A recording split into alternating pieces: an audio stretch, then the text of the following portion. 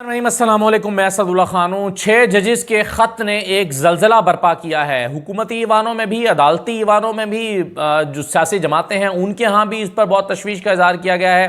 कुछ सियासी जमातें जो हैं वो तो डिफेंड करने की कोशिश कर रही हैं जजेस को, अदालतों को, मौजूदा सूरत हाल को, और इस ख़त के ख़िलाफ़ हुकूमती जमात मसलन इरफान सिद्दीकी साहब जैसे लोग, सीनियर लोग, संजीदा लोग भी जो हैं वो उल्टे सीधे इल्ज़ामात, उन्होंने जजेस के ऊपर उल्टे इल्ज़ामात लगाना शुरू कर दिए हैं। यानी बजाय इसके कि उनके इस मामला पर गौर किया जाए कि उनको धमकियों का सामना रहा, उनके घरों से, बेडरूम्स से कैमरे निकल रहे हैं, उन पर तशद्दुद किया गया, उनके रिश्तेदारों को अगवा किया जजेस के, तो इस बात को अगरचे नून लीग जैसे लोग तो मजाक में उड़ाने की कोशिश कर रहे हैं, लेकिन बहरहाल फिर भी पाकिस्तान के इदारे इसको बहुत संजीदगी से ले रहे हैं, या संजीदगी से लेना उनकी मजबूरी बन गया है। अब देखिए, इस वक्त सुप्रीम कोर्ट में जब मैं ये वीडियो रिकॉर्ड कर रहा हूं तो सुप्रीम कोर्ट में फुल कोर्ट इजलास शुरू हो गया है, और ये फुल कोर्ट इजलास जो है इसी खत के मंदजात को जो है वो उस पर गौर करने के लिए बुलाया गया है। लेकिन अफसोस की बात देखिए क्या हुई है। अफसोस की बात यह है कि यही 6 जजेस 1 साल से दर बदर फिर रहे थे। कभी एक चीफ जस्टिस के पास जाते थे, कभी दूसरे चीफ जस्टिस के पास जाते थे,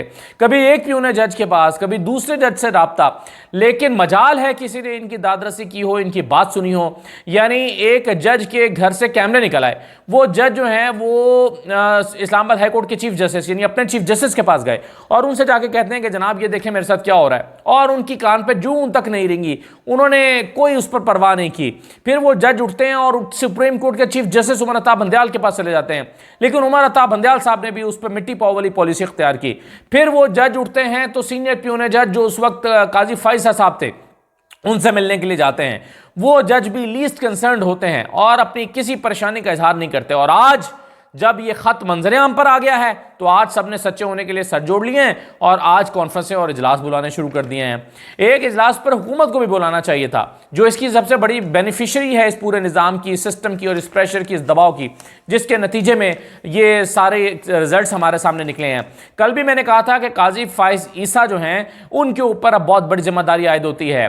आमिर फारूक साहब पर जिम्मेदारी आयद होती है। आमिर फारूक साहब से तो बराह रास्त बहुत से लोगों ने इस्तीफे का मुतालबा किया है कि वो दादरसी में नाकाम रहे हैं, वो जजेस को के ऊपर आने वाले दबाव को रोकने में नाकाम रहे हैं बतौर chief justice of Islamabad high court, लेकिन उन्होंने इस पर कोई परेशानी का या नदामत का या किसी भी किस्म के तासुफ का इजहार उन्होंने नहीं किया।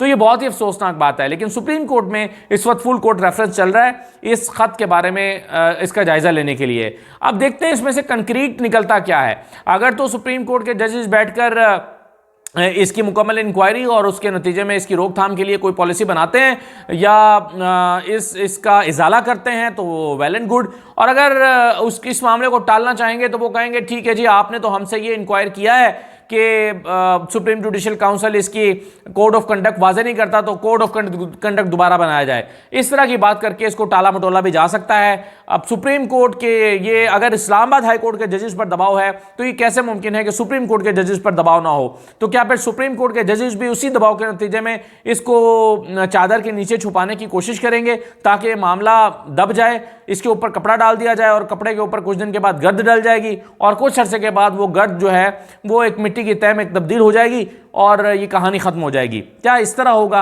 इससे और भी सवाल पैदा हुए हैं। एक सवाल ये भी पैदा हुआ है कि अगर ये तो सिर्फ इस्लामाबाद हाई कोर्ट के जजेस का हमारे सामने मामला आया, लाहौर हाई कोर्ट के जजेस भी तो पिछले दिनों एक जज ने इस्तीफा दिया था और कहा था, अकबाल के अशार लेकर कहा था कि वो ये काम नहीं कर सकते, नौकरी नहीं कर सकते और इससे भला है कि वो घर जाके बैठ जाए।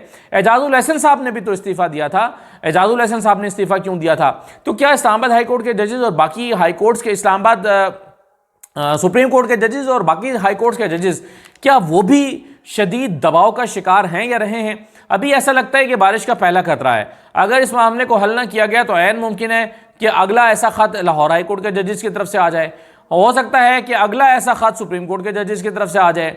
और क्या होगा कि अगर चंद सीनियर सहाफ़ियों की तरफ से भी इस तरह के खतूत आना शुरू हो गए कि उन्हें भी दबाव का सामना है, तो ये बात बहुत आगे बढ़ जाएगी। तो बेहतर हल फिर इसका यह है कि इस मसले को यहीं पर हल किया जाए और बेहतर यह है कि इसको इस तरह के वाक़यात को मज़ीद आगे बढ़ने से रोका जाए और तमाम इदारों की हदबंदी की जाए कि वो दूसरे इदारों के काम में मुदाखलत ना करें और आइन और कानून को अपना रास्ता लेने दें। अगर आइन और कानून, मुआशरे आइन और कानून का रास्ता नहीं लेते तो मुआशरे फिर तबाह हो जाते हैं, फिर इदारे फिर वो जो मुल्क हैं वो उनकी ना इज्जत कायम रहती है, ना उनका वकार कायम रहता है, ना वो तरक्की कर सकते हैं, ना वो आगे बढ़ सकते हैं। वो फिर एक गुलाम कौम, एक गुलाम कॉलोनी बन के रह जाते हैं। आज ही आप देखें ना क्या हुआ है, यानी मुझे ऐसे अचानक याद आ गया कि ईरान के मामले पर यानी गैस पाइपलाइन मुआहिदा है, और मैं अखबार पढ़ रहा था तो उसमें मुसद्दिक मलिक साहब ने लिखा था, मुसद्दिक मलिक साहब ने कहा कि जी मुसद्दिक मलिक साहब का बयान कोट हुआ है कि हम अमेरिका से इजाज़त लेने की कोशिश करेंगे, हम कोशिश करेंगे कि अमेरिका हमें इजाज़त दे दे कि हम ईरान के साथ ये मुआहिदा कर सकें। लेकिन आज ही ये मुआहिदा तो हुआ है, उस पर अमल दरामद कर सकें, लेकिन आज ही अमेरिका ने यह बयान दिया है कि पाकिस्तान अगर ये कारोबार ईरान के साथ शुरू करता है, गैस पाइपलाइन बिछाता है, तो उसको पाबंदियों का सामना करना पड़ेगा। और आज ही ईरान ने यह बयान दिया है कि अगर आप इस मुआहिदे पर अमल दरामद नहीं करेंगे तो आपको अरबों डॉलर का जुर्माना अदा करना होगा और उसके लिए हम आलमी अदालत इंसाफ में जाएंगे। ये आपने एग्रीमेंट किया है, अब आपको कॉन्सिक्वेंसेस कुछ भी हो, आपको इस एग्रीमेंट को पूरा करना चाहिए। तो पाकिस्तान चारों तरफ से फंस गया है। क्यों? क्योंकि पाकिस्तान एक गुलाम कौम है, क्योंकि पाकिस्तान अपनी हकीकी आज़ादी नहीं रखता, वरना अमेरिका से इजाज़त लेने की ज़रूरत क्या थी। आप ये देखिए ना, आलमी पाबंदियां सिर्फ पाकिस्तान के लिए या पाकिस्तान जैसे मुल्कों के लिए रह गई हैं। इन आलमी पाबंदियों को इंडिया अपनी ठोकर पर रखता है। इंडिया किसी आलमी पाबंदी की परवाह नहीं करता। यानी पाकिस्तान के वज़ीर-ए-आज़म रूस जाते हैं और अमेरिका इसको इतना बुरा मानता है कि ये रूस क्यों चले गए और रूस जाने की इन्होंने जुर्रत कैसे की, और उसके नतीजे में हुकूमत तब्दील करने का पूरा मंसूबा बना लिया जाता है। लेकिन इंडिया जब रूस के साथ ट्रेड करता है तो इंडिया को पूछने वाला कोई नहीं है, क्योंकि इंडिया एक ताकतवर मुल्क है। तो वो क्या कहते हैं कि है जुर्म ज़ईफ़ी की सज़ा मर्ग मुफाजात, कमज़ोर की सज़ा यही होती है कि वो फिर मर्ग मुफाजात ही होती है उसकी सज़ा। तो अब पाकिस्तान ईरान के साथ ट्रेड करना चाहता है गैस की, लेकिन अमेरिका उसको करने नहीं दे रहा। मुआहिदा हमारा हो चुका है, तो गुलामी में हम घुटनों धंस चुके हैं।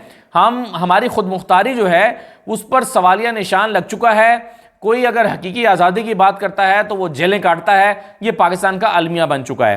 वापस आते हैं अपने उसी इशू की तरफ जिस पर हम बात कर रहे हैं कि जो ख़त लिखा है 6 जजेस की तरफ से, इस पर आज तमाम बड़े अखबारात ने तकरीबन इसको अपनी पहले पेज पर बड़े साइज के खबर के तौर पर इसको जगह दी है। जैसे डॉन ने लिखा है कि इस्लामाबाद हाई कोर्ट जजेस detail brazen meddling in letter to supreme judicial council. Brazen meddling यानी जो सख्त किस्म की एक मुदाखलत की जाती है, या ज़ोरदार तरीके से जो ताकतवर बनकर कोई मुदाखलत करता है, तो वो कह रहे हैं कि इस्लामाबाद हाई कोर्ट के जजेस ने उसकी सुप्रीम जुडिशल काउंसिल को शिकायत की है। इसी तरह से जो है वो दुनिया अखबार ने अपनी सुपर लीड लगाई है कि आलमी उमूर में खुफिया एजेंसियों की मुदाखलत, जुडिशल कन्वेंशन बुलाया जाए। इस्लामाबाद हाई कोर्ट के 6 जजों का सुप्रीम जुडिशल काउंसिल को खत, चीफ जस्टिस हाई कोर्ट को भी कार्रवाई के लिए लिखा। जजेस को धमकाना दिया कि आज़ादी कम करता है। फिर तमाम उनको भिजवाई गई। फिर टेहरान केस में जजों पर दबाव था, एक को अस्पताल जाना पड़ा, एक जज के बहनोई को अगवा और एक की रिहाइश से कैमरा बरामद हुआ। ये सब कुछ लिखा गया है।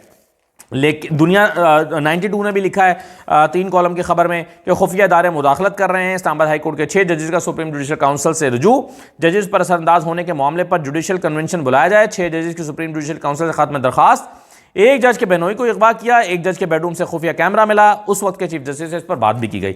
लेकिन ये मेरे हाथ में जंग अखबार है, इसका पूरा पेज मैंने खंगाल के देखा है, मुझे तो पूरे पेज पर कई खबर नजर नहीं आई। ना लीड है, सुपर लीड तो एक बहुत ही वज़ीर आज़म का बयान बस लगा छोड़ा है कि कशकोल तोड़ना और मईशत मजबूत करना होगी, कमज़ोर की कोई बात नहीं सुनता। ये वज़ीर आज़म का बयान सुपर लीड के तौर पर लगाया हुआ है।